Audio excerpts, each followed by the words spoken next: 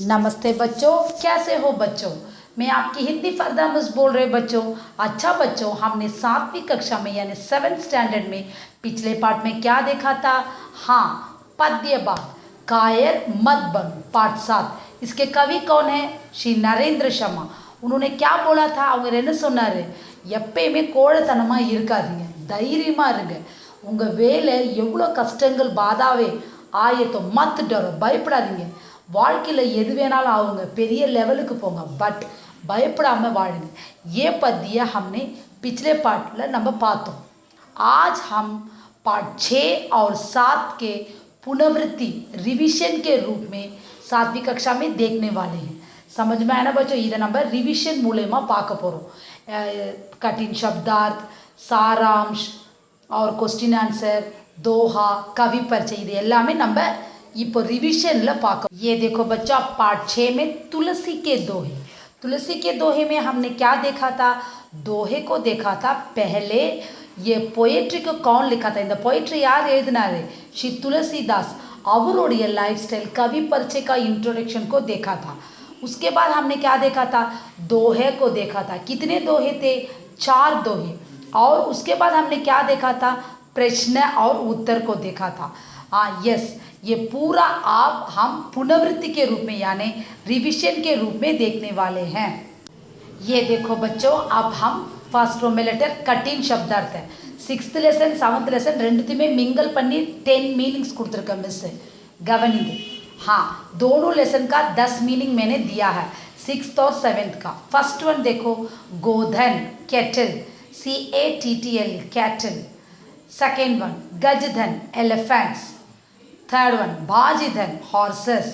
இதெல்லாமே மணி, தன்னுனா money. Fourth one दोषमय मिस्टेक. फिफ्थ वन संत सेंट.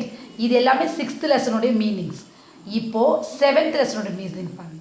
6th वन प्रधान बेस्ट. 7th वन अर्पण सैक्रिफाइस. 8th वन अमोल वेस्ट. 9th वन सींचा इरिगेट. 10th वन माथा फोरहेड. இப்போ मीनिंग्स உங்களுக்கு புரியுது नहीं? आपको मीनिंग्स कठिन शब्दार्थ दोनों लेसन को मैंने कंपेयर करके पूरा 10 मीनिंग्स दिया है. इसे पूरे को पढ़ो. ये देखो बच्चों, अब हम तुलसी के दोहे वर्ड है. फर्स्ट कवि परिचय पाप. हाँ, गोस्वामी तुलसीदास का जन्म उत्तर प्रदेश के राजपुर नामक गांव में हुआ था.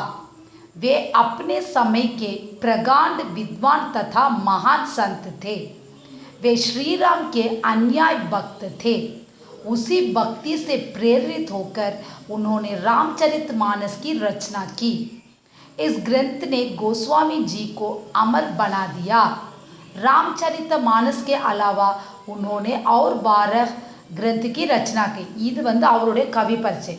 उसके नीचे दोहा है, देखो அதை கவனி, அதை ரீட் பண்ணி காட்டுறேன். இதே மாதிரி வீட்டில் ப்ராக்டிஸ் பண்ணுங்க. गोधन गजधन बाजीधन और रत्न धन खान, जब आवत संतोष धन सब धन धुरी समान. काम क्रोध मद लोभ की जब लगी मन में खान, तब लगी पंडित मूर्खई तुलसी एक समान. राम नाम मणि दीप दरु जीह देहरी द्वार, तुलसी भीतर बाहिरो जव चाहसी उजियार. जड़ चेतन गुण दोषमय विश्व किन करतार, संत हंस कुन गही पये परिहरिवारी विकार. இப்போ இந்த लेसनोடைய दोहा हम நம்ம பார்த்துட்டோம். अब हम क्या देखेंगे? क्वेश्चन आंसर को देखेंगे. ये देखो बच्चों, आप तुलसी के दोहे का हाँ फर्स्ट क्वेश्चन को देखेंगे. तुलसीदास के बारे में 5 वाक्य लिखिए. अब आंसर को देखो, बना आंसर पढ़ के पूरा गवनिंगे. फर्स्ट पॉइंट, तुलसीदास का जन्म उत्तर प्रदेश के राजपुर नामक गांव में हुआ था. सेकेंड पॉइंट, वे अपने समय के प्रगाढ़ विद्वान थे. थर्ड पॉइंट, वे एक अच्छे संत थे. फोर्थ पॉइंट, वे श्री राम के अन्याय भक्त थे. फिफ्थ पॉइंट, वे श्री राम के भक्त के कारण रामचरितमानस की रचना की. अब सेकेंड क्वेश्चन को देखेंगे. ये देखो बच्चों, अब सेकेंड क्वेश्चन, तुलसीदास जी ने किस धन को श्रेष्ठ माना है और क्यों? இது செகண்ட் क्वेश्चन. இப்போ ஆன்சர் படிக்கிற பாருங்க. तुलसीदास ने संतोष के धन को श्रेष्ठ माना है, क्योंकि मनुष्य के पास धन दौलत पूरा होने पर भी संतोष का धन उसके पास नहीं होता तो वो अकेला बन जाता है, उसके जीवन खुशी के बगैर सूना है। இப்போ வந்து தேர்ட் क्वेश्चन படிச்சுட்டு आंसर पाओ। ये देखो बच्चों, अब थर्ड क्वेश्चन, तुलसीदास पंडितों से क्या अपेक्षा करते हैं। तुलसीदास जी कहते हैं कि जब तक व्यक्ति के मन में काम, गुस्सा, अहंकार और लालच भरे हुए होते हैं तब तक एक ज्ञानी और मूर्ख व्यक्ति में कोई भेद नहीं होता रहता। फोर्थ क्वेश्चन, तुलसीदास ने राम नाम की महिमा पर क्या कहा है। फोर्थ आंसर, तुलसीदास ने राम नाम को ये दीप हवा के झोंकों अथवा तेल की कमी से न बुझाने वाला नित्य प्रकाशमय होता है, क्योंकि मुखरूपी दरवाजे से अंदर होने वाली जीभ सामने और बाहर दोनों से राम नाम बोलती ही रहते हैं। फिफ्थ क्वेश्चन अब देखिए। ये देखो बच्चों, फिफ्थ क्वेश्चन देखो, तुलसीदास ने संत और हंस की तुलना किस प्रकार की। तुलसीदास ने संत को हंस गुण के साथ जोड़ा है, क्योंकि हंस गुण हमेशा तकलीफ़ों को त्याग करके करना वो अपने चेहरे में खुशी लाता है। उसी प्रकार संत लोग भी दुनिया के ज़िंदगी की परिहार करके अपने जीवन को विकार के रूप में माने जाते हैं। अच्छा बच्चों, यहाँ पे पार्ट 6 तुलसी के दोहे पूरा पुनरावृत्ति के रूप में रिविजन பார்த்துட்டோ இப்போ அடுத்தது 7th लेसन पापோம்। ये देखो बच्चा, पार्ट 7 कायर मत बनो, श्री नरेंद्र शर्मा வந்து இந்த पोएट्री எழுதினார்। कायर मत बनो का मतलब क्या है। कायर मत बन नामक इस कविता में कवि हमें यह उपदेश देते हैं कि हम जीवन मार्ग में आने वाली विघ्न बाधाओं से ना डरें, वीरता के साथ उन पर ठोकर मारते हुए आगे बढ़े। जीवन में हम कुछ भी बने मगर कायर ना बने। லைஃப்பில் எல்லாமே நீங்கள் அச்சீவ் பண்ணுங்கள், ஆனால் பயப்படாமல் இருங்க, கோழைத்தனம் இல்லாமல் இருங்க। அதுதான் இந்த தோஹாவில் சொல்லியிருக்காரு। இதை வந்து இப்போ நம்ம ரிவிஷனில் பார்க்க போகிறோம்। एक्सरसाइज क्वेश्चन आंसर्स எல்லாமே सारांश पूरा अब हम देखने वाले, ये पूरा टेस्ट में आने वाला है। प्लीज़ बच्चों समझ। ये देखो बच्चों, आप कायर मत बनो में श्री नरेंद्र शर्मा का कवि परिचय को देखेंगे। जन्म 1913 ई में उत्तर प्रदेश, पढ़ाई 1936 ई में, और इन्होंने स्वतंत्रता आंदोलन में भाग लेने के लिए जेल जाना पड़ा।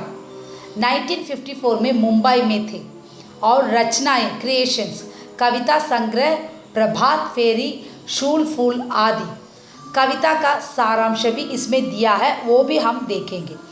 அப்படி உங்களுக்கு இந்த கவி பரிச்சை புரியலனா கூட புக்கில் கவி பரிச்சை இருக்குது, அந்த फर्स्ट पैराग्राफ மட்டும் அதை கூட நீங்கள் படிச்சுக்கலாம்। ये देखो बच्चों, अब कायर मत बनो में हम क्या देखने वाले हैं। हाँ, प्रश्न और उत्तर, क्वेश्चन आंसर। फर्स्ट क्वेश्चन में पढ़े புக்கில் क्वेश्चन இருக்குது, தயவு செஞ்சு அதை கவுனி, ஆன்சர் மிஸ் கொடுத்துருக்கேன்।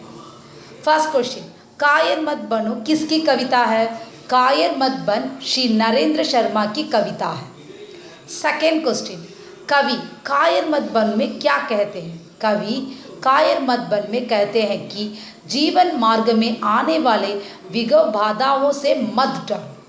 थर्ड क्वेश्चन, कवि कायर मत बन कविता के द्वारा क्या संदेश देते हैं। कवि इस कविता में जीवन में कितना भी मुश्किल का सामना करना है तो करो, लेकिन इसका कंटिन्यूशन अब देखेंगे।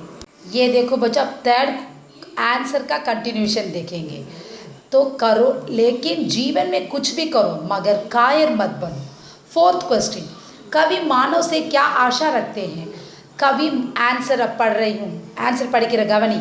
कवि मानव से आशा रखते हैं क्योंकि जीवन में आने वाले बाधाओं से मत डरो, वीरता के साथ उन पर ठोकर मारते हुए आगे बढ़ो। जीवन में कुछ भी करो मगर कायर मत बनो। और इस प्रकार आपने कायर मत बनो का प्रश्न और उत्तर पूरा देख दिया।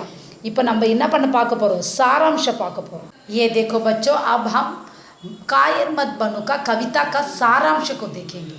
फर्स्ट पैराग्राफ देखो, कवि मनुष्य को संबोधित कर रहा है कि हे मानव, तुम सब कुछ बनो किंतु डरपोक मत बनो। मार्ग में यदि पत्थर भी तुम्हारे मार्ग को रोकते हैं तो ठोकर मारो, उन्हें वहाँ से हटा दो, किंतु उनके समझ झुको नहीं। उनके सामने, सारे बच्चों उनके समझ नहीं आएगा, सामने झुको नहीं, माथा पटकना पाप है। अर्थात जीवन में आने वाले कठिनाई से निराश होना व्यर्थ है। सेकेंड पैराग्राफ को देखिए। ये देखो बच्चों, आप सेकेंड पैराग्राफ को। मनुष्य तो बहुत समय तक खून और पसीना बहाकर तुम्हें बढ़ाया है, या तो तू कुछ नहीं करेगा या फिर बस कायर की तरह बैठा बैठा अपनी कमजोरी पर रोता रहेगा। तुम कुछ भी बनो किंतु कायर मत बनो। अब थर्ड पैराग्राफ को ये देखो बच्चों, अब थर्ड पैराग्राफ। हे मानव, तेरी रक्षा हो इसका कोई मूल्य नहीं है, पर यह बात कटु सत्य है कि मानवता एक बहुमूल्य वस्तु है। जब मनुष्य अपने को मिटा देता है तभी मानवता की रक्षा होती है। सत्य का यही मापदंड है।